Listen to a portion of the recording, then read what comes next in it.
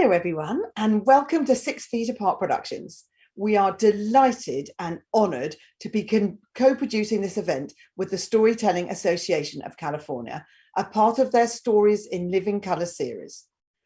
The objective of this show is to promote awareness of LWOP, which is Life Without Parole, but it is also a fundraiser for the California Coalition for Women's Prisoners and the Drop LWOP campaign.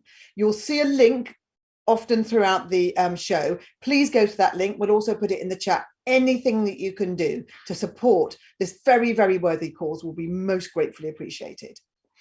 Thank you. So now in tonight's show, what you're going to hear, we've got 2 MCs and 4 people telling their stories about their experiences within the prison system. The 2 MCs are also going to host a question and answer session at the end of the show. So in a minute, I'm going to introduce the 2 MCs, and then they're going to go through and introduce each teller in turn. They'll then tell about a 10-minute story. After the stories, during the Q&A, at that point, you can ask your question. So if you put it into the live chat on YouTube, and we'll tell you again at the time, then we'll take it and we'll make sure that the MCs get it, and we'll be moderating that. Also, if you have any other questions during the show, please put it in the YouTube and we'll happy to answer it and do our best we can. Also, just so you know, the show's recorded. So after the show, you can come back and rewatch it at the same link that you're watching it at now. Okay, on to our show. So our first MC is Courtney Hanson. Courtney is the Development and Communications Coordinator for the California Coalition for Women Prisoners. Courtney is an organizer who has focused on dismantling carceral systems for the past decade. Growing up with an aunt in prison who was a survivor of domestic violence, Courtney's work is committed to ending gender-based oppression in all its forms. Our second MC tonight is Romarilyn Ralston. Romarilyn is the Program Director of Project Rebound at CSU Fullerton, and she's also the co-chair of the project's Policy and Advocacy Committee.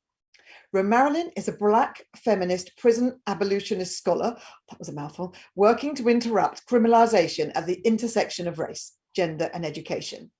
She fights for the release of women, gender non-conforming, and trans people. So please welcome to our virtual stage, Courtney Hanson and Romarilyn Ralston.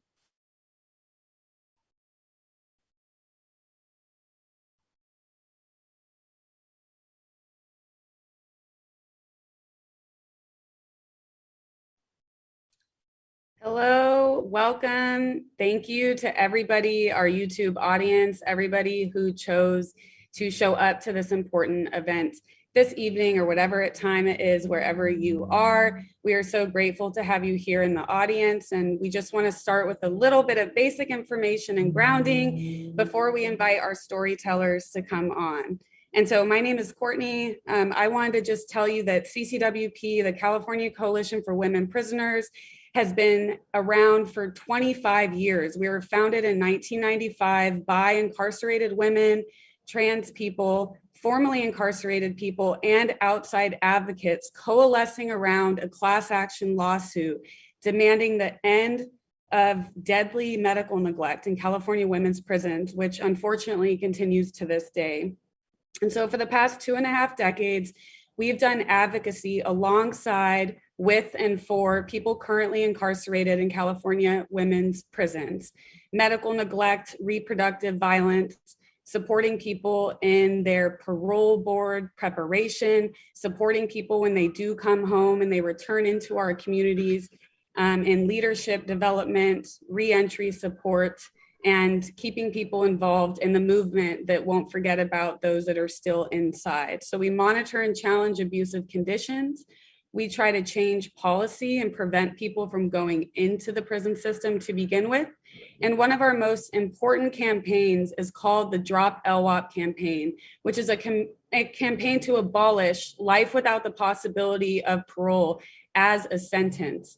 And this is a sentence, as extreme as it is, that is applied in extremely arbitrary, cruel, and racist ways. And frankly, it's shocking when you start to hear people's stories who have lived with this sentence, and especially those who have found ways to actually come home and share their stories and keep fighting for people inside. So thank you for being here. Thank you for supporting CCWP and our Drop LWOP campaign. And with that, I will pass it over to my colleague, Romarilyn Ralston. Thank you so much, Courtney.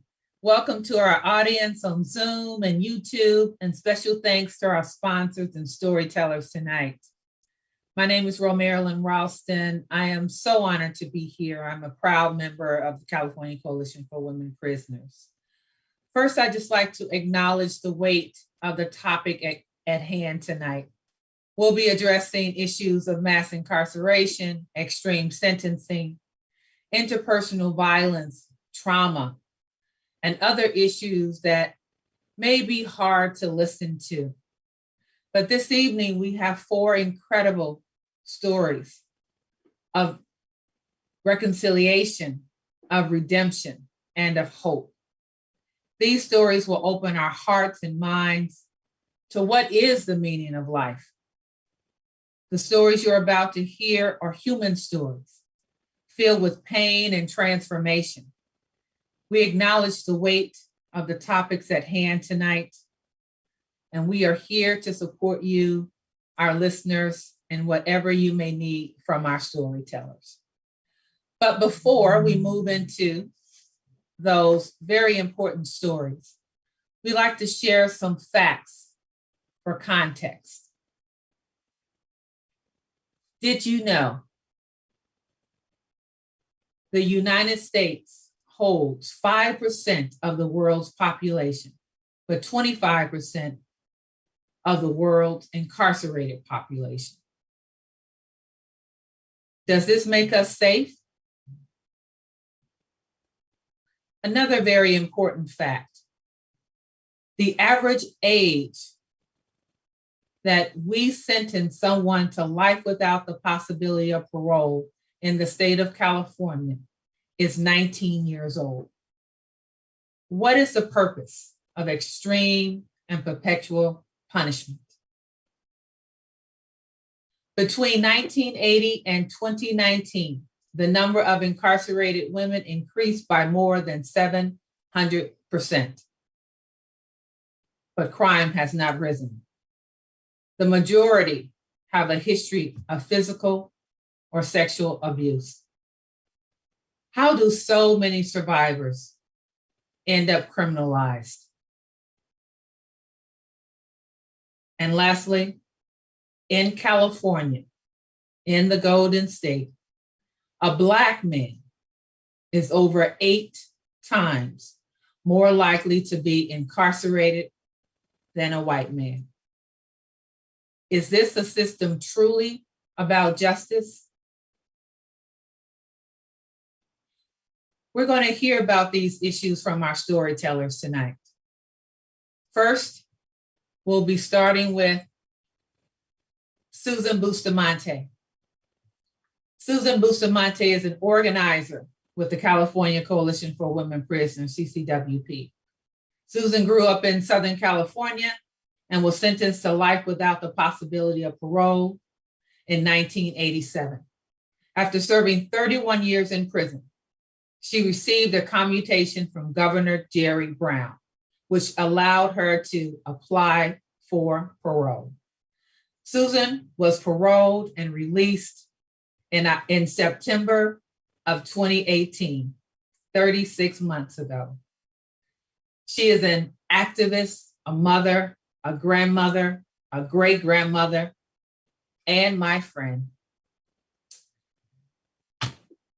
Please welcome this terrific and incredible advocate, Susan Bustamante.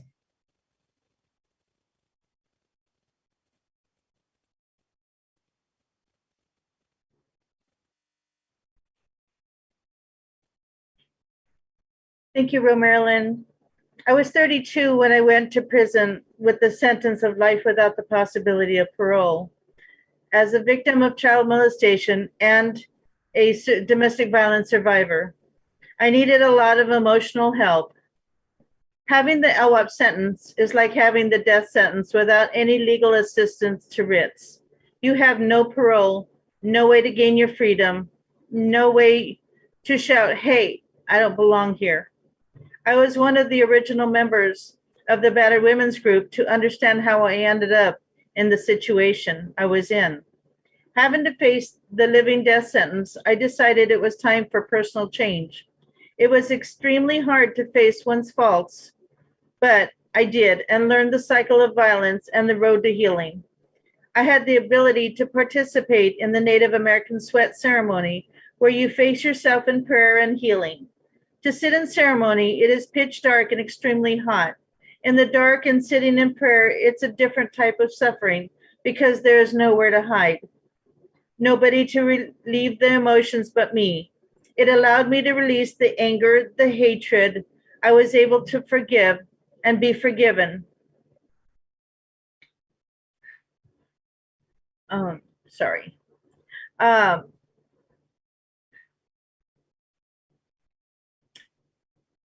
Within myself was my starting point of going forward. There's a tremendous amount of loss in LWAP faces.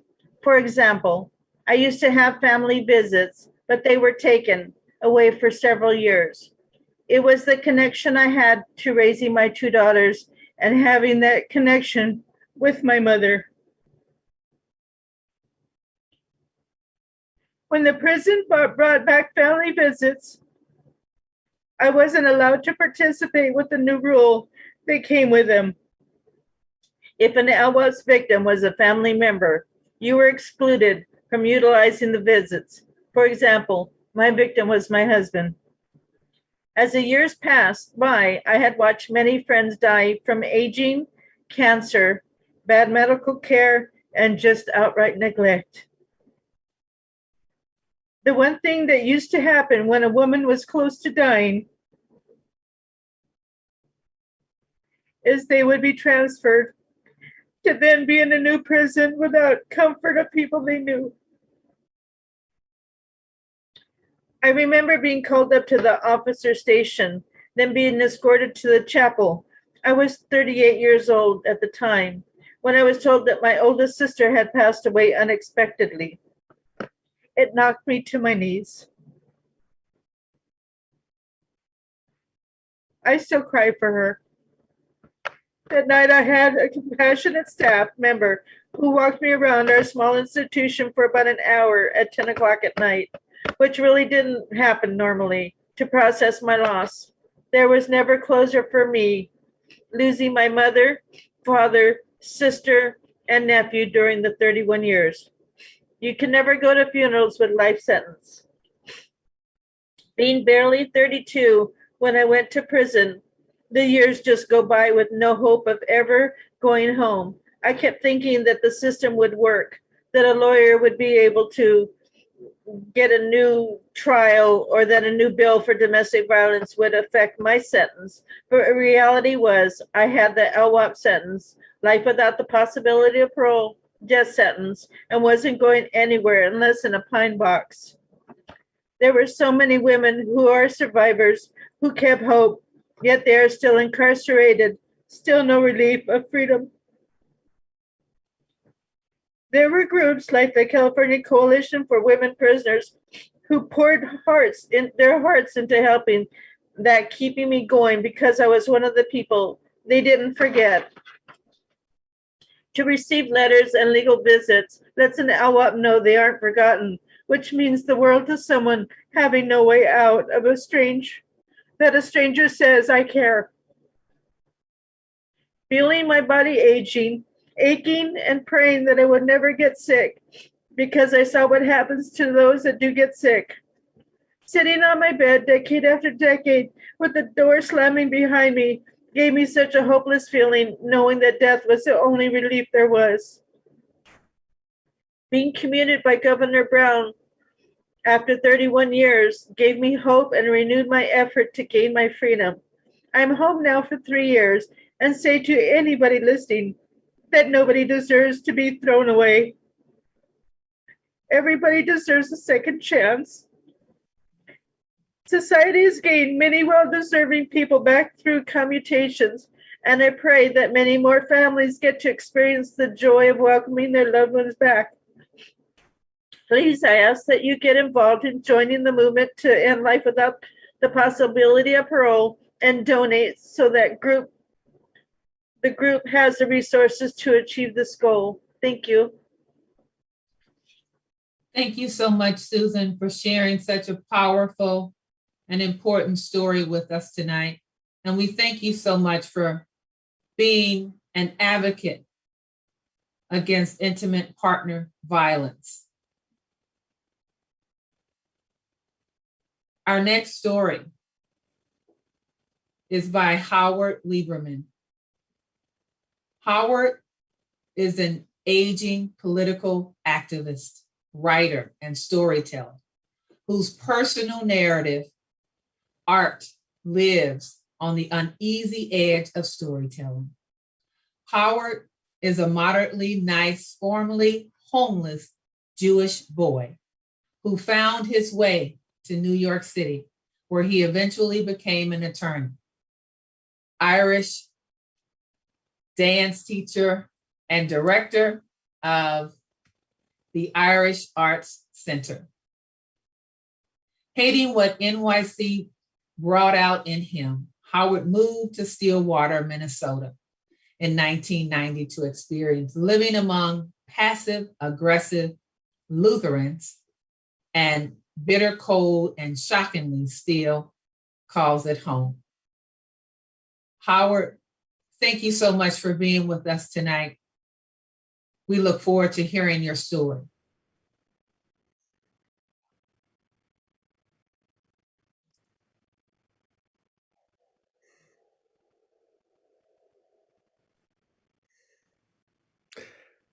I'm working in San Francisco, staying at the Omni Hotel on California Street in a plush junior suite befitting a professional legal consultant who makes his living flying around North America, advising on law firm mergers on behalf of the largest and most prominent anti-worker labor and employment firm in the world. The firm that proudly crushed Cesar Chavez and the United Farm Workers strike. I don't know how I feel about representing that firm, but I don't do their work. I just help them get bigger. And I think that must be okay because I'm not one of them. I'm me. One evening, while walking down California Street in designer jeans that probably cost $280, crisp blue chambray cotton shirt, and mahogany colored crocodile boots, I'm walking down to the Embarcadero to grab dinner at the slanted door, a pricey Asian restaurant that always has a seat at the bar for me, for which I will be reimbursed by the client. On the way down, I stop and admire my reflection in a store window. And I feel like a big fucking deal. On my way back up to the Omni, a down-on-his-luck man sitting on the street catches my eye and asks for a little something, just a little something to get him dinner.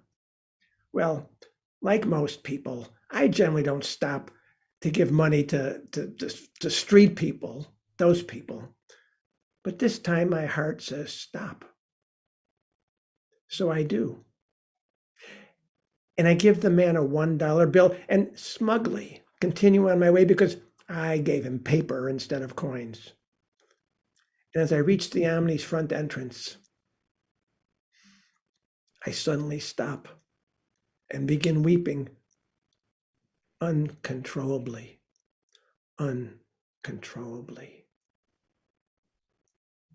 The doorman, who knows me because I'm a regular at the Omni, he asks if everything is okay, Mr. Lieberman. I shout to no one in particular, fuck me, just fuck me, and turn around and I walk back down California until I find that man on the street. It's dark, but eventually I find the man and after asking his permission, I sit down next to him, and with tears and snot rolling down my face and onto my stupid blue chambray shirt, I give the man 420s, which was everything I had. and apologized for being a cheap, arrogant asshole. I look into the man's eyes and see someone who was me not that long ago on some street, hustling for money and any place to sleep. We sit for hours in chilly San Francisco night, talking, crying, and sharing something sweet and alcoholic out of a brown paper bag. I tell him stories about my being orphaned at 14 and homeless at 16, about the psychological abuse I suffered at the hands of people who took me in and gave me a home, about sleeping wherever I could, and how on more than one occasion, cops arrested and even beat me for being a drunk street person, occasionally throwing me in jail and charging me with bullshit. And how after one particularly bad beating, I walked around town and sat with a group of men and women drinking the same thing we were drinking tonight. And I knew I wanted to just give up, die alone on the street, smelling of cheap booze and dope. I really meant it. And I would have done just that. I was ready. I was ready to die. But one kid about my age literally slapped me across the face hard and told me to shut the fuck up about dying, that I was smart and to get the fuck away and live a real life. I told that kid to fuck off. So he pushed me into the street and told me to get lost. I stumbled away and slept somewhere. That encounter began a multi-year journey of finding out who I was and why the world hated the sight of me. The man on the street in San Francisco told me his story about being poor, but having a decent job, family, but how his addiction to booze and drugs triggered voices, hallucinations, and eventually led to jail and institutionalization for crazy folks like him. How one day he was kicked out of that place and wound up in a crappy halfway house that kicked him out. And how he was in and out of jail for bullshit, then out on the street. And here he is. And this is where he plans to stay until he's gone. Dead. Dead. He tells me he's free on the street. And I know.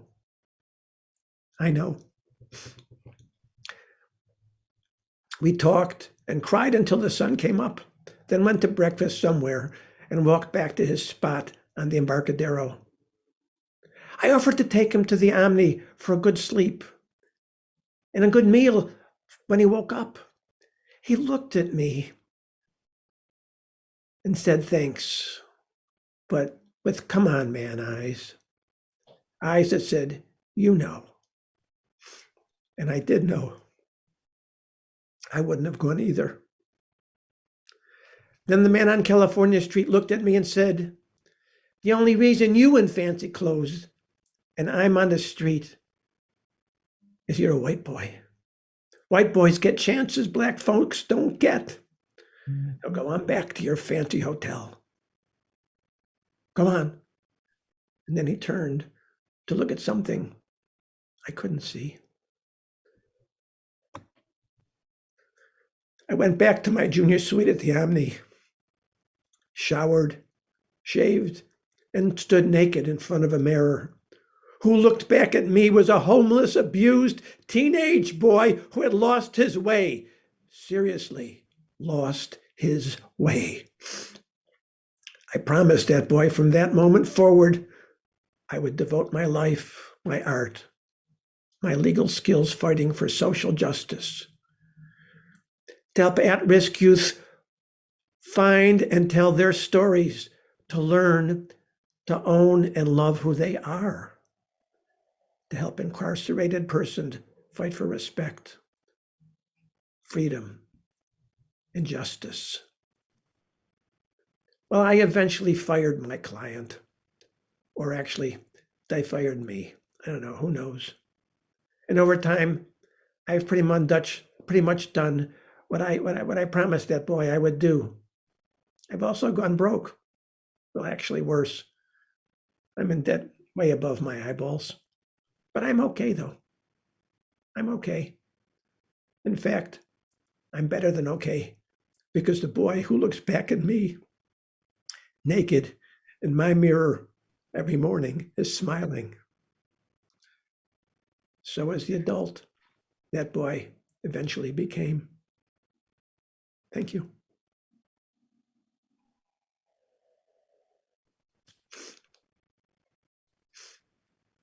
Thank you so much, Howard, for sharing that very powerful story with us. You truly are the prodigal son. You have experienced it all. Before we move to our next storyteller, I'd like to invite our YouTube audience to please put questions or comments in the chat. We'd love to hear from you. We appreciate you being a part of this conversation tonight. Also to our Zoom audience, thank you so much for putting your questions and comments in the chat. And we invite you to continue to do that. As we move forward with the next two stories, I just want to remind you all that these stories are real. They are painful, but they have promise. They have hope. Our next storyteller is Michael D. Michael D. McCarty, as he likes to be called. Ever since discovering the world of professional storytelling in 1992, Michael D. McCarty has been telling stories and teaching storytelling around the world. He specializes in stories of African and African American history and culture and multicultural stories. Since 2014, Michael has worked in California prisons as part of the Arts in Corrections program, supporting incarcerated people in finding, developing, and telling their own stories. His life has been one heaven of a story. Student, activist, Black Panthers, U.S. Army martial arts instructor, acupuncturist, world traveler, spiritual seeker, construction worker, storyteller, husband, father, and friend who loves his life. Michael D., it is time to hear your story.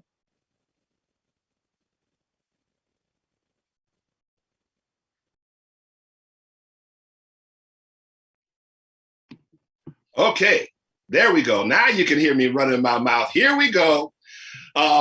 This story started right when I started doing the Arts and Corrections program in 2014. I was at Valley State Prison, and I tell guys on the first day, I'm going to show you how to find, develop, and tell your stories. And I do all kinds of things to get folks to find their stories, to have fun with their stories, to reach in and pull them out.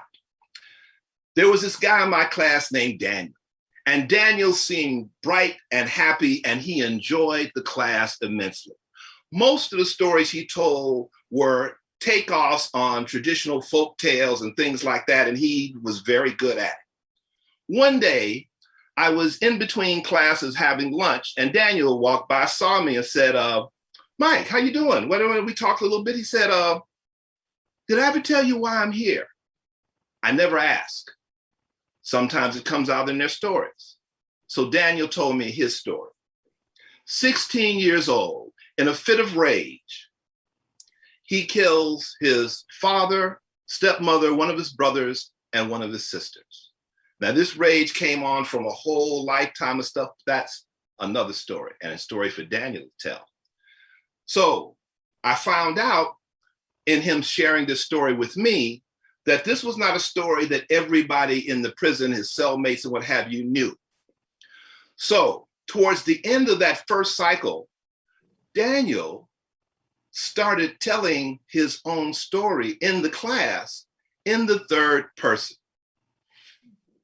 And over the summer, at the end of our sessions, over the summer, there was a YouTube spoken word event at the prison, and Daniel volunteered to tell. He told his story again in the third person. The first day of my class in the fall, Daniel gets up and tells his story in the first person. Now, after he gets through telling his story, his friends, they come up and they thank him. They know how much it meant for him to be telling them that story, his true story, in the first person. The following week, Daniel told me this. During the week, he had graduated from a year-long domestic violence training program. When he went for the graduation, ABC News Fresno was there. They were interviewing the guys about the class and what have you, and a reporter comes to him and says, "So, why are you here?" And he tells ABC News Fresno his story in the first person. Well, it's now on ABC News, that story. The story he did during the summer is on YouTube. After a few months, he starts getting letters and eventually phone calls from nieces and nephews he never knew existed. They had known about him. They knew he was in prison. They knew what he had done. But what they didn't know is his mindset. And once they saw that he was remorseful, they started contacting him and even coming to visit him. Then, a few months later, he gets a special delivery package. It's letters from the wife and son of the brother he had killed, saying that they had seen him, they had seen that he had changed, that he was remorseful, that they had forgiven him, and they wanted him to be a part of their lives. So, Daniel, when he was 16 years old, he said he was one of the worst students in the school. Now it is 20 years later, he gets a scholarship, a very prestigious scholarship from an agency that had never given scholarships to inmates before. And now he leads his own domestic violence training program. I found out recently that, remember, he had his first parole was supposed to come in 175 years. He had a sentence of life plus 1,000 years. I found out that, and these are his words, because he learned to find, develop, and tell his story, he now has a parole hearing next year. Next year. There's hope. And that is one of the things that we must give to people. People must have hope. We can give them hope by supporting them, by listening to them, to listening and not judging. And as we say in my class, that's the end of that.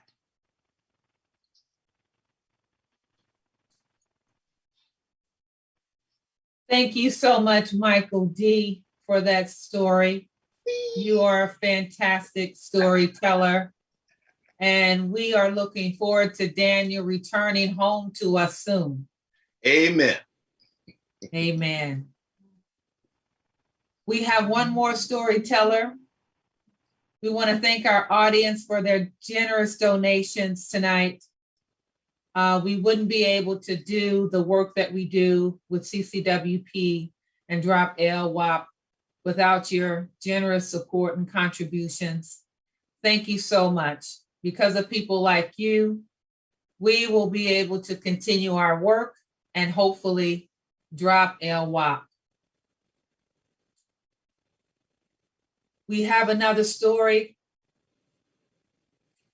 We have a story coming from Kelly Savage Rodriguez. Kelly Savage Rodriguez is the Drop LWAP coordinator for CCWP. And Kelly was released from prison at 46 years old after being incarcerated for 23 years.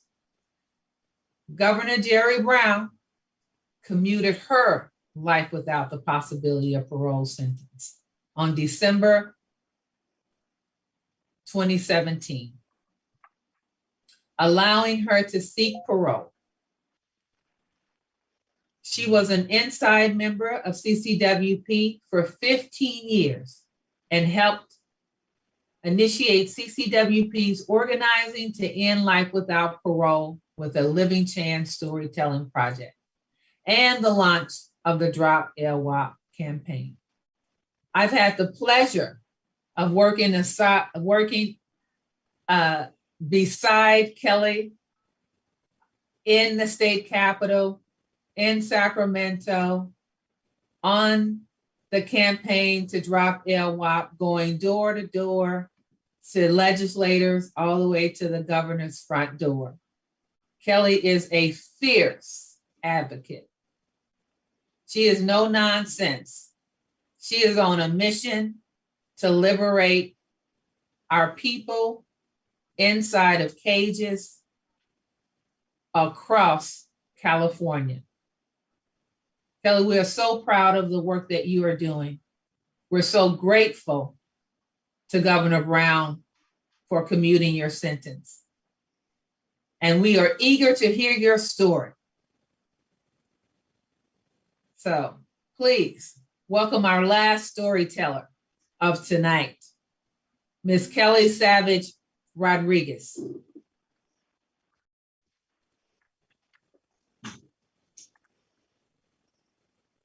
Hello, everyone. Thank you so much for joining. This is extremely important for me because it is about talking about incarcerated people. As someone who has been involved in the system from a very early age, my mother was incarcerated basically my whole life. And so not only did I visit institutions, but then did time with her. As someone coming in with a no hope sentence, I came home saying, this is it. Like, this is where I'm going to be. What can I do within, this community? Because that's all I'm going to have. As a survivor of some extreme abuse situations, I realized that using my voice was the only way that I was going to make the environment I was in better. And I started in multiple different ways, just advocating for people in different situations within the institution. And then I finally had the opportunity to try out for school. And I had just gotten my high school diploma 2 months before incarceration. And so I knew that my next steps were to go for college, but I kept getting blocked and barriers because anyone serving life without is considered less than in the prison community. Whether it's for an educational thing, whether it's for vocations, regardless of what it may be, that you are deemed as the last person to receive resources because they want to ensure that people getting out sooner have opportunity first. So for me, not having a lot of options, I knew it was going to be a fight. And I ended up applying even though they told me I shouldn't. It was a waste of time. And so I applied to just take a single college class. And I was able to convince them just to allow me to go through the interview process, only because they knew me from some of the other things that I was involved in. And we purposely left off my sentence on the application to get in the door. And it turned out that the communication that I had that day with a acting administrator in the education building, that communication led her to kind of bypass the process and allow me for a second interview. And, part of that was like understanding that I had privilege that others in the institution didn't have. And that didn't feel too great, but I knew I needed to get us in the door. And so going for my second interview, there was this big note on my paperwork informing them that I was serving life without. So they're like, there's no way, there's not a lot we can do, but we can't take a position from someone else. And so I offered to share a book so it wouldn't take a position. I offered all different options and just kept expressing that everyone is redeemable, that serving any amount of time and every single person has possibilities that others might not. At that point, I was just getting approved for the domestic violence, battering, and sex laws. So I had an extra step up that would allow me the opportunity to be considered for possible court. So that helped me a little bit more. And actually, theology degrees that I had received helped give that final push. It was something that acting vice principal wanted to do in her own life. And the fact that I had 4 degrees allowed her to see that I was dedicated to doing work. And when I was done, it was a long process, and it took me about 2 years, but I got them to consider every single person who applied as an individual and not as a person serving life without. It was extremely difficult to do because, in every area and facet of the process, it was always considered over and over again, yeah, but your time. Yeah, but your time. And you guys aren't going anywhere. I said, but we're educating not only ourselves, we're educating our families by giving them hope and teaching our younger generation that they need to also go to school if we're fighting to go to school.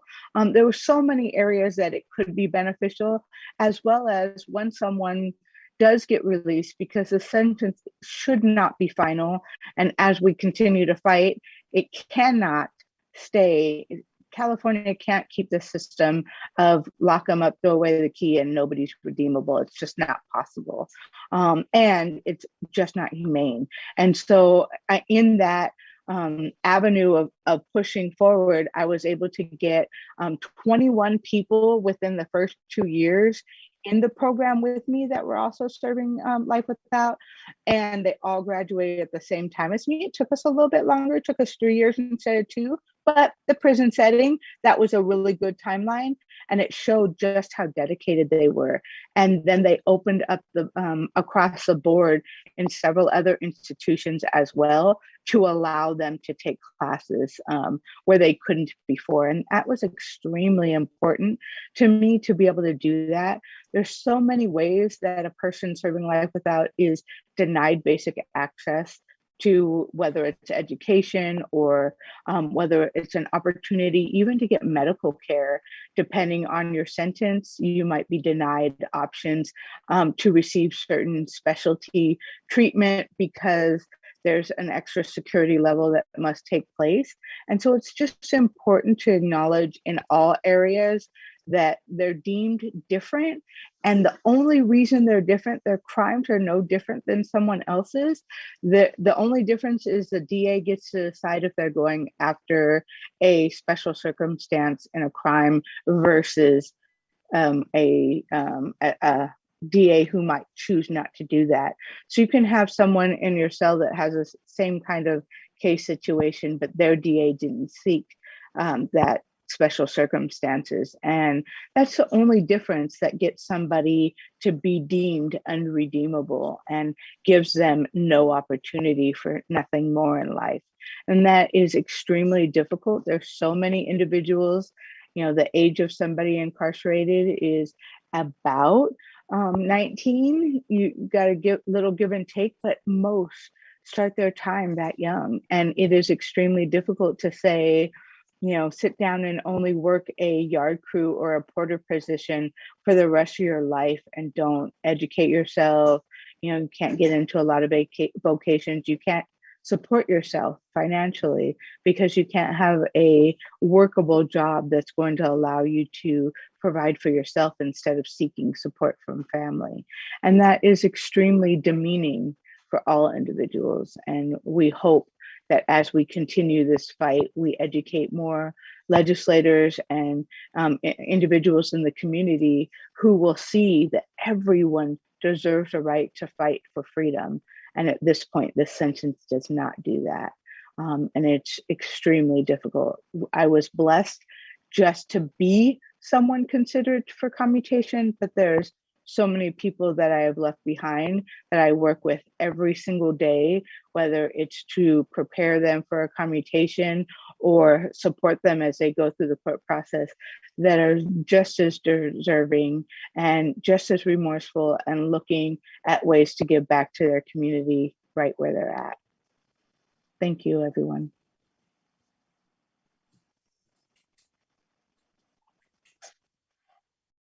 Thank you so much, Kelly, for sharing your story. Thank you for being here with us. We're so proud of you and the work that you're doing. And we appreciate your resistance inside of that prison. And we encourage you to continue to seek education as high as you want to go. So thank you so much. Joining me on screen, as you can see, is Courtney Hansen. She's back as we transition into our Q&A. So Courtney, I will pass the mic to you. I've been talking quite a bit, but before I do that, I do want to share with the audience and everyone here tonight telling stories that, like Susan and Kelly, I was also incarcerated, serving a life sentence, not a life without the possibility of parole sentence. But it was because of you, Susan, and women like you, Kelly, that I made it through those 23 years as a lifer. When I arrived in prison, Susan, you were there. You mentored me. You helped to heal me. You helped to make me the person that I am today. And to you and Kelly and all of the other women at CIW and at CCWF and those who have paroled, and especially to Leslie Van Houten and to Patricia Krenwinkel and to Susan Atkins, may she rest in peace, for all of those matriarchs who are behind the wall, who continue to survive against insurmountable odds.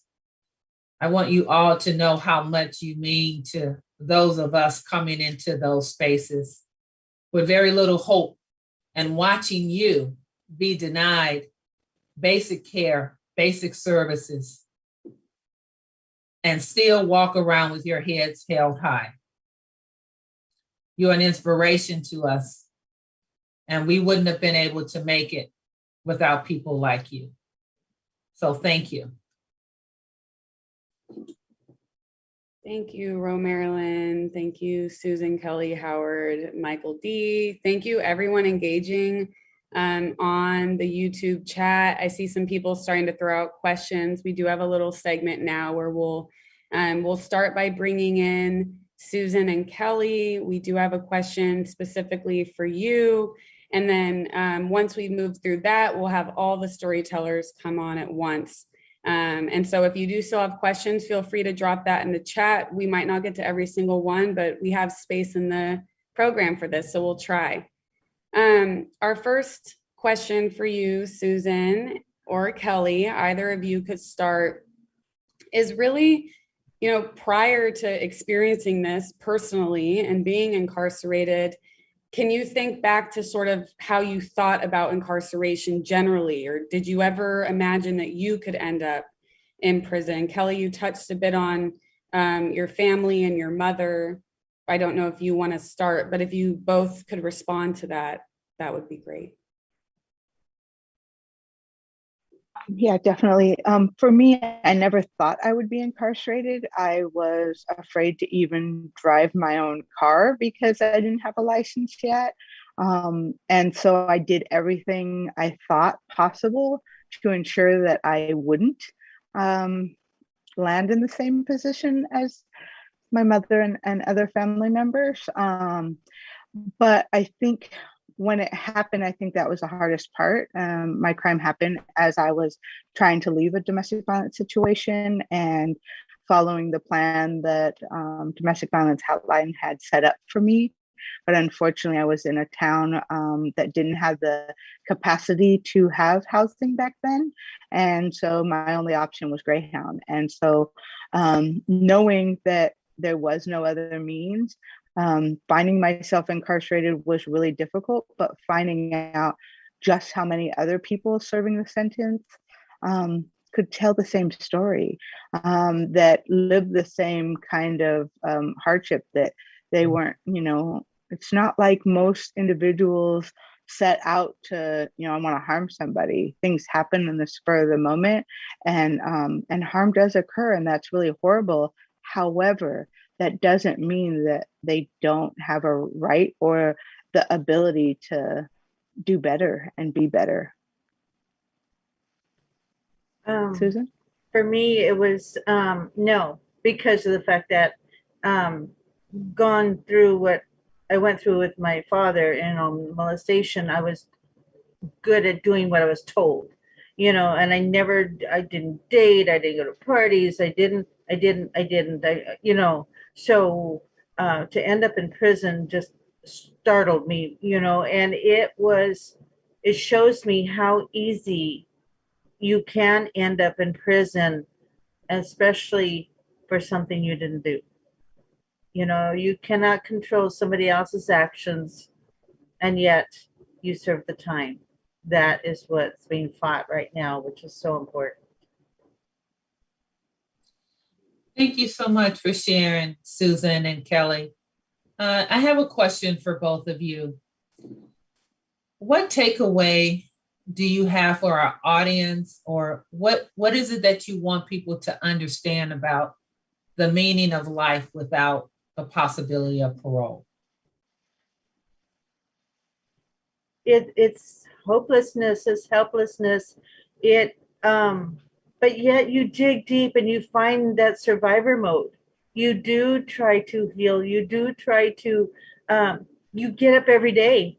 You do what you got to do, because one day maybe, you keep that mustard seed, but it still takes people on the outside, not leaving them in the dead zone to where they're by themselves.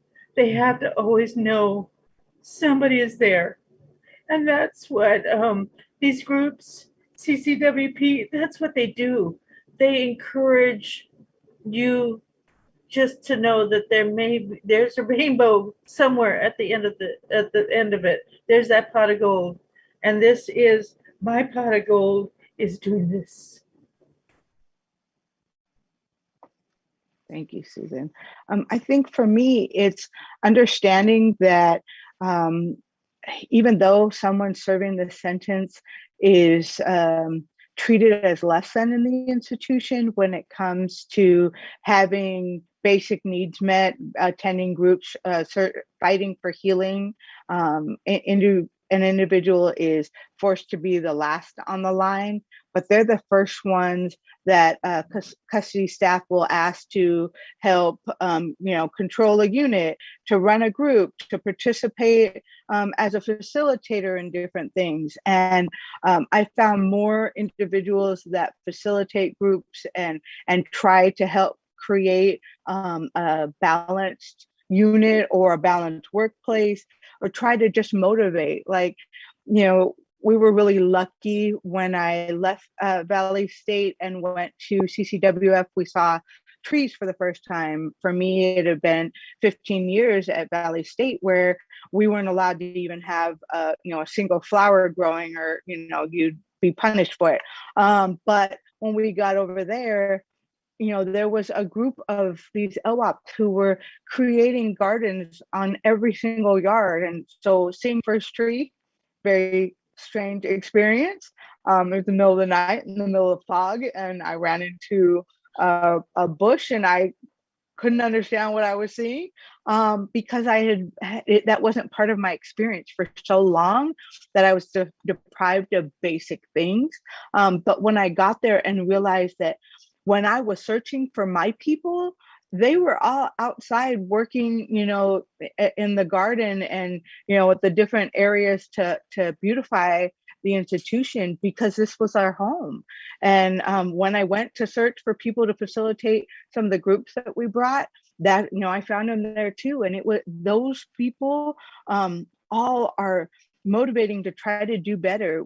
People think of people in the incarcerated system as people who sit around and watch TV and play cards. I hear that all the time. There's no time for that. You're running from your set job to different self-help programs. You're lucky if you have a break in between to do your college homework, because you're fighting to be in college, and you're grouping, whether it's through the mail or a group. I know if you were in my group, you knew it was going to be serious, and you knew you were going to have homework, because it's about healing. And those things happen because we all fought for each other. CDCR does not rehabilitate, even though they say they do. We help community, and we help rehabilitate. We help provide the groups. We create the groups. They might get paid for sitting in a room, but they're not teaching curriculum. They're just monitoring the space while we teach, while we educate, while we sit there and help somebody as they grieve. One of my most amazing blessing was sitting with people at the end of their life and doing hospice care with them. And unfortunately, way too many people had to do that. But out of a group of 30, 27 that worked the program, 27 out of, I believe, 150 total that had worked the program, 27 of them were LWAPs, fighting to make sure that no one died alone. And that is a normal process we see all the time inside the institution, us fighting for each other, because that's what we're supposed to do. Thank you. Thank you, Kelly. Thank you, Susan. Thank you both so much for humanizing our lives in prison. Thank you so much for sharing those stories of hope and triumph. Next, we're going to bring in Michael D. and Howard to join the conversation with Susan and Kelly. And we're going to take some questions from the audience. So please continue to put those questions in the chat. Our YouTube audience, continue to share questions and comments. We want to hear from you. Courtney? Thank you. And I see some really great questions being dropped about specifics around life without parole, how laws have changed or haven't around domestic violence.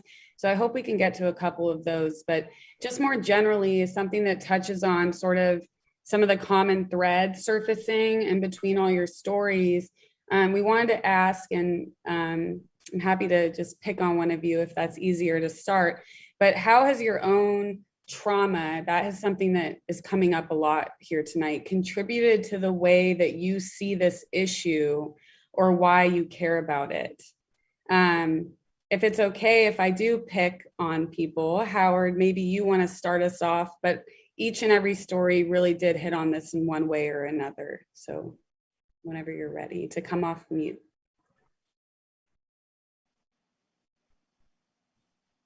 To me, I spent a good part of my life forgetting who I was. And, the people who were without permanent homes, people who we call the homeless, which is probably to me is a degrading term, as any. We don't see these people, but people usually who've suffered abuse, people who've wound up having to live on the street. These are people who often find themselves institutionalized, whether it's this man I was talking to wound up in basically an institution for what he said, crazy people. I think it was for criminally insane people. Everything about our society, if you don't fit a particular mold, you're streamlined into that other track, the one where the good people don't have to see you. And if we put them in institutions and keep the streets clean, well, isn't that good for everybody? And I think my role in this evening, and I had questions about it as the rest of the people know, is I haven't been I spent some time in jail, but it was, bleeding and didn't spend a whole lot of time there. But a lot of the people I know, a lot of the people I met, a lot of the people on the street did wind up incarcerated. And so I guess I would implore people, understand that every single person is a human being. Every single person has good qualities and has some bad qualities. We all do. But don't just walk on by. Don't just cross the street. Whatever you do, love your humans. Love your fellow humans. Don't, they have pain. And that's I don't know if I answered the question, but that's kind of how I feel. I think you did answer the question. And I think your whole story sort of organically and really beautifully answered that question. But thank you for kind of putting a fine point on it. Michael, do you want to come off mute and chime in on this question? And I'm happy to repeat it if you need. Yes, please repeat it. So how has sort of your own personal experiences, it's about sort of empathy, maybe your own experiences of trauma contribute to how you see this issue of incarceration and why you care about it? One of the things that I say when I first start each class is that the difference between me and somebody in prison, I was lucky and I had a good lawyer. And sometimes it's as simple as that. I've met so many people who, wrong place, wrong time. I remember there was a guy, he just got out. He went to hang with his old friends. And one of them said, "Would you hold my peace while I go in here?" And of course, and he's spirited away. It's sometimes just a matter of that, of wrong place, wrong time. The thing that I see in my work is that the experiences I've had in my life have prepared me to do this work. I've been on the other side of the law in a variety of ways. I was a revolutionary. I was a drug dealer. I was an idiot on various points in time. And when I started working in prison, I understood that I could show them something that would help when they understand and get in touch with their story. Just a quick example, there was a guy in my class, he was always grousing. I didn't do it, and he was using a walker, he was always in pain, and he was always grousing. The next cycle, I saw him, no walker. He looked happy. He lost some weight. I said, "Man, you're looking good." I said, "What happened?" He said, Mike, I finally accepted responsibility for my crime. And from there, so many guys I've seen from that point. I had another guy, he had a LWOP sentence, and he was resigned. He was never getting out. He took my class, and at the end of the class, he thanked me. He said, I'm going to help the guys that come in. If they have a chance to get out, I'm going to show them how. If they're like me and they may never get out, I'm going to show them how to help others. And then the next cycle, he wasn't in my class. He saw me on the yard. He said, Mike, can I just pop into your class? I said, sure, come on in. And he told a story. And then he said, can I tell another story in Spanish? Because most of my class was Spanish speaking. And he said, this is for the paisans. And as he was telling a story, and he was da-da-da-da-da-da-da-da-da, and the guys were like, they were just soaking it up. And afterwards, every guy went up and thanked him. And then they saw how I saw how he was doing what he said he wanted to do. He was using his skill to help others. It's a beautiful thing.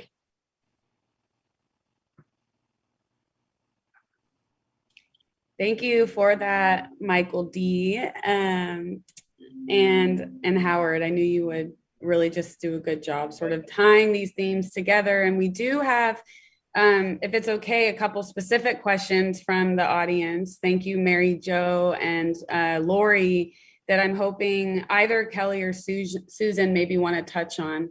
And feel free to just pick one of these if you'd like. But two questions related to what we call kind of the abuse to prison pipeline. So one question is, what happens to, in these domestic violence situations, the people that maybe caused that abuse, right? The survivor of the abuse ends up incarcerated.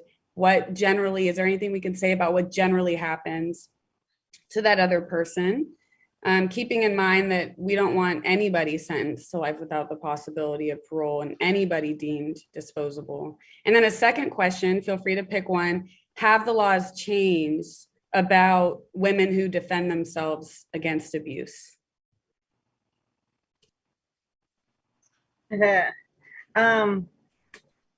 people, the women I've known, their abusers make them take the time, because they convince them, because they're in the abuse mindset, and the abuser convinces them that they won't get as much time because they're a woman.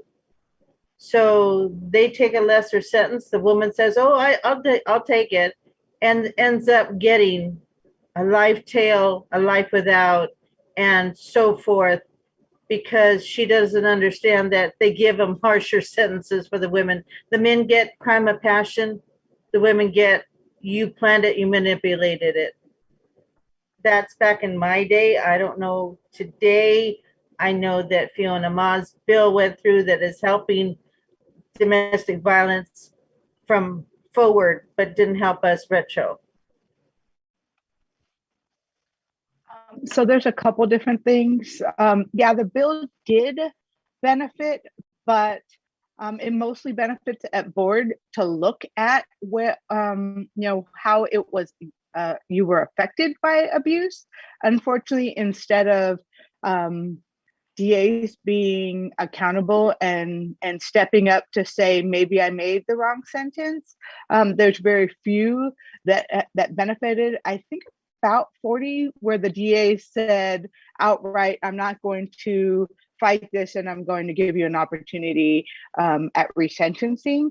But for the most part, unfortunately, all the way back to when you're first getting in contact with the police, instead of looking at who looks like the victim and how we're going to treat them, it's automatically, how can I find a charge for each individual, instead of what it should be, looking at that victim and looking at what it should be like. I found firsthand, I was absolutely blessed at my legal team on my appeal. They actually got a document of what it should look like. Every county should adopt a policy of looking at that victim in that initial moment and working with them instead of how can I find more charges to charge somebody with. And unfortunately, that's what the system is like. Most people I know, they're either charged with that codependent. That was my situation. It at times, especially for my family, is extremely difficult to know that I fight for all individuals not to have this sentence because my codependent is sentenced this way as well. And I basically was informed that I should have been psychic and knew what he was capable of. And that was why I was being sentenced. That was extremely difficult to hear and understand that that's how the system works, is how many people can we incarcerate and how high can we get their sentence to be, whether it's in decades or it's in no hope of getting out at all. And extremely difficult to see that happens way more often than not. It is great to know that people like Michael D's person at Valley State continued the program I helped create in the institution, and to find out how many people are incarcerated because they didn't step up or they thought that the woman would get less. Automatically, DAs start with, you're the mastermind because you're the female and not the perpetrator of the crime. And that is sad. But that is like a basic protocol for prosecutors to do. You're either the mastermind or, you are the person who should have stepped up and stopped it because you're a female and should have nurturing ability, as if men aren't, don't have the capacity to understand right and wrong. The woman should have done that. And that's extremely wrong. It's part of the system that needs to change.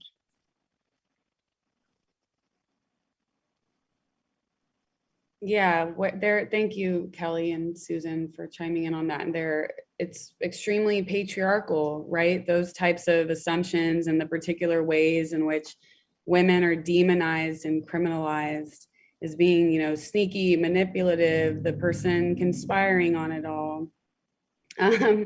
So thank you for shedding some light on that, and for folks for asking those questions. I wanted to move to one other question from the audience that is just a little more broad, which is what can be done / what can I do, which is exactly the type of thinking we're hoping to inspire this evening to ensure that basic needs are met. And so I think that this came up, and thank you for this, Sarah Armstrong. When you, Kelly, maybe were talking about being denied something as basic as a self-help class or an educational class. And so I would consider a basic need hope, even. That's come up a lot, to keep a lifeline of hope with people who are disenfranchised and being treated as disposable. So you can answer it in that context, but really broadly, what can people do to kind of carry this spirit forward after this event tonight? Absolutely, that's easy. Getting involved in any of the campaigns to help somebody inside, whether it is something I tell everyone, write somebody from inside. If you don't know how to get in contact with someone who is seeking support, you can work with CCWP. We have a Writing Warriors program that allows us the ability to offer support to people inside. I write hundreds of people every week because there are so many people who just want to know that there's hope available. A lot of family has been lost due to decades of incarceration. And so having that support from an outside person, not to say I'm offering financial support, I'm talking about what I do on my vacation or what I do for work, or I did a Google search about something fun, that happened, at a beach trip someone took that I just saw on Google. It doesn't have to be your personal life, that you're giving up you're offering up something to think about outside of the carceral system. Donating time or energy to one of our campaigns, or being involved in any of the work to just educate a neighbor, a friend. I watched this webinar and this is what I learned, and maybe you could consider looking at it.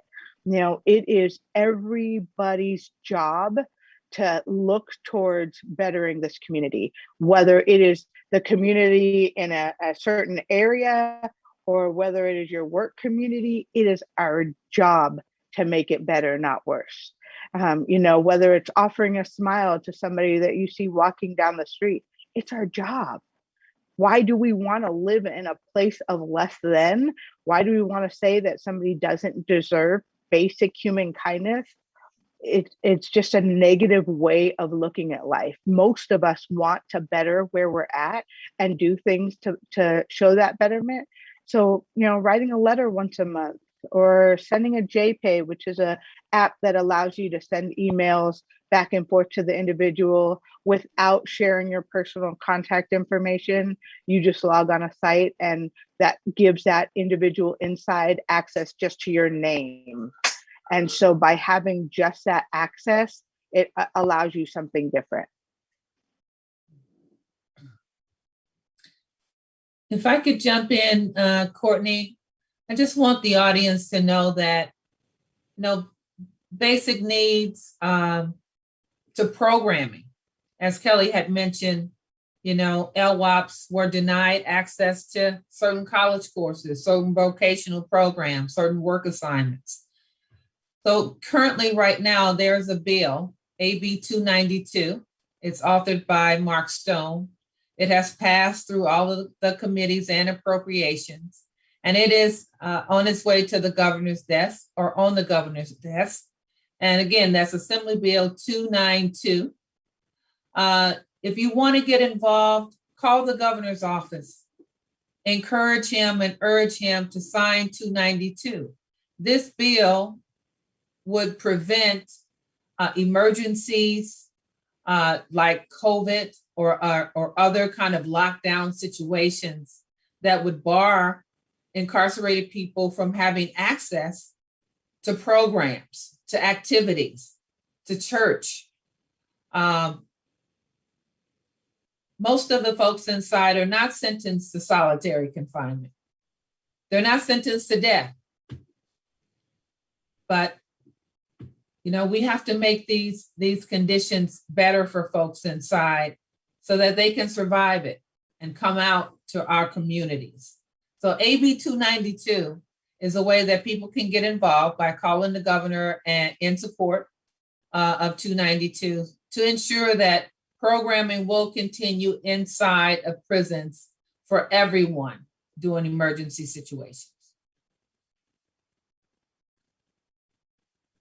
Thank you for that, Romarilyn. Yes, so we're giving you kind of the what to do in your lifetime responses and what you can do tonight or tomorrow.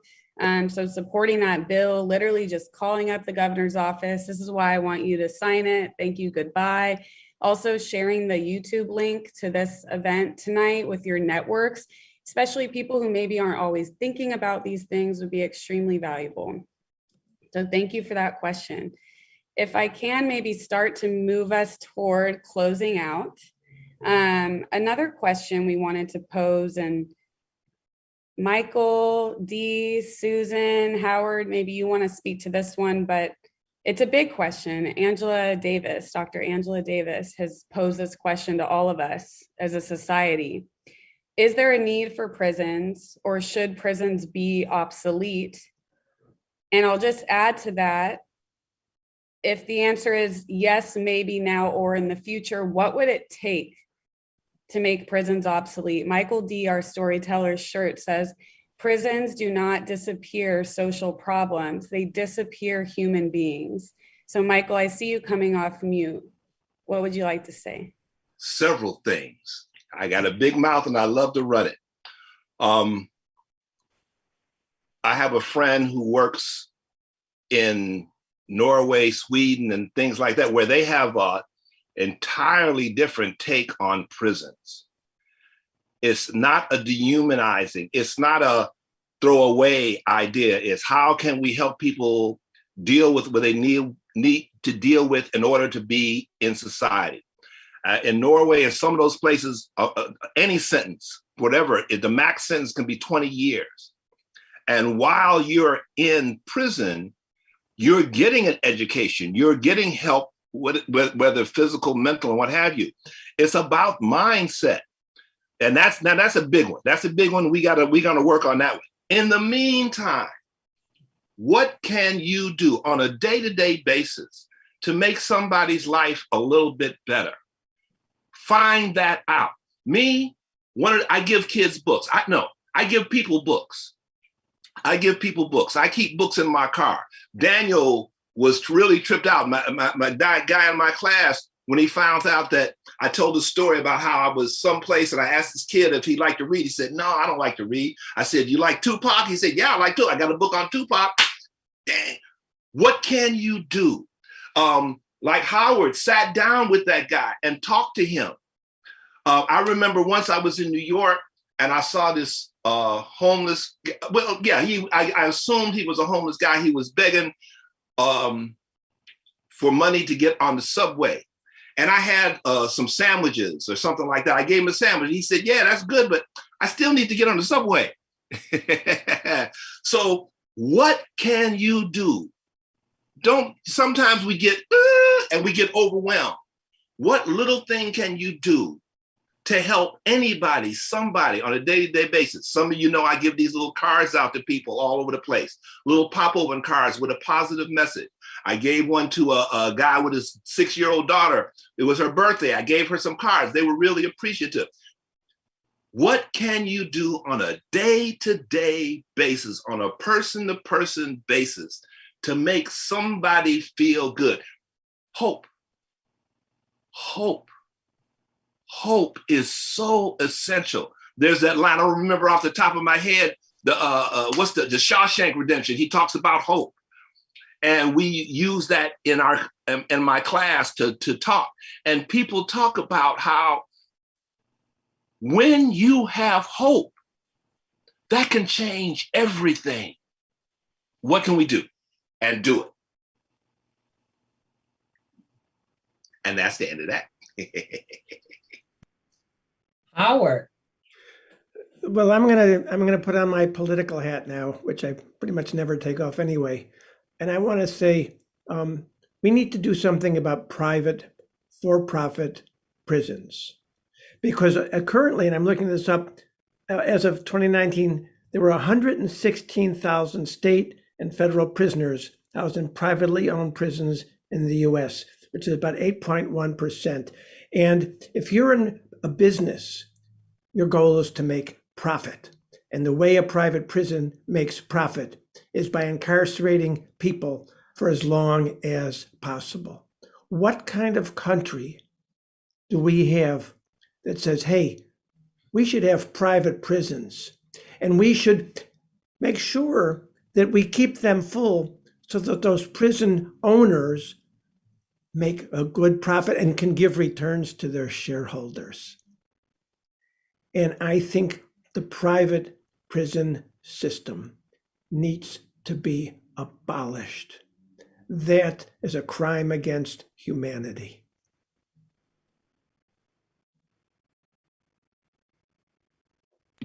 Amen. Yes, indeed. Kelly or Susan?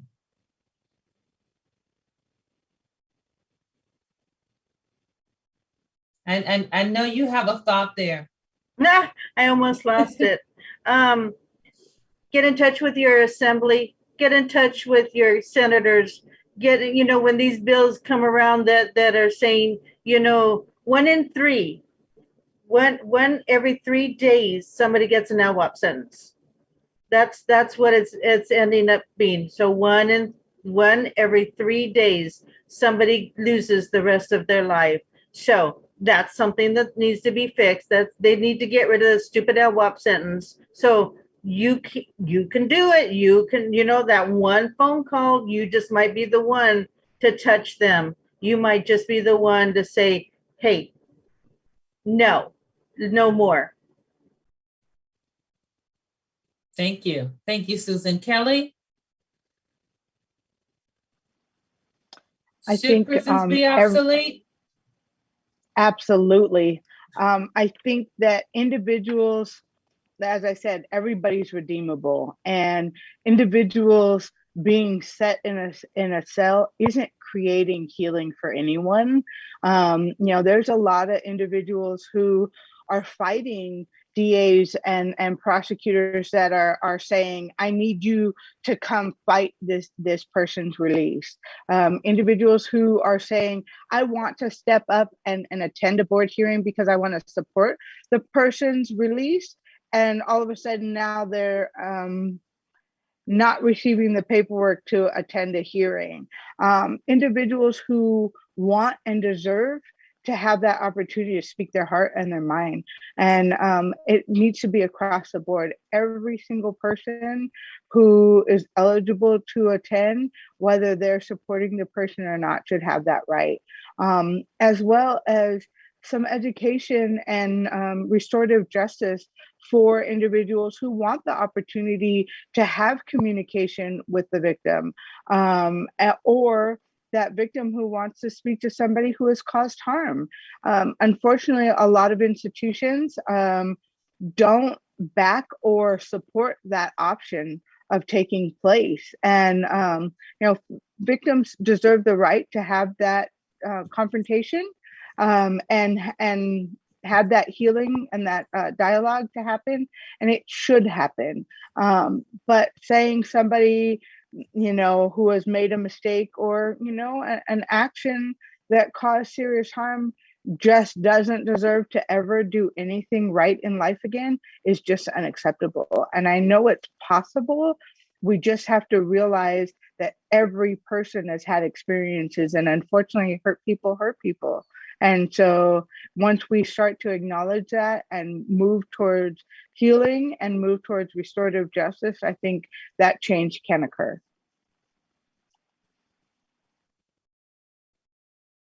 Well, thank you. Thank you, everyone, for such a rich conversation tonight. And the stories that you have shared have totally taken us on some journeys into the lives of people who have been the most marginalized folks in our state. And those people need our help. Those people need our support. What I've heard tonight kind of resonates with the words of Ruthie Wilson Gilmore, where life is precious. Life is precious. We are all deserving of life, deserving of the opportunity to heal, to be whole, to be forgiven, to have hope, to have dreams. So tonight, I am encouraged that our audience has been given that light from all of you tonight. Each of you have touched my heart, touched my soul, given me a lot to think about tonight. I am eternally grateful for the opportunity to be a part of this webinar tonight, and so grateful for this conversation. Courtney? I don't want to follow that, Marilyn. I think that was our closing statement. So I just want to thank everyone on YouTube. We see you. We see the donations coming in. Most importantly, we see that you're here and present, and we appreciate your thoughtful and really just loving remarks in the chat and being engaged. So thank you all so much.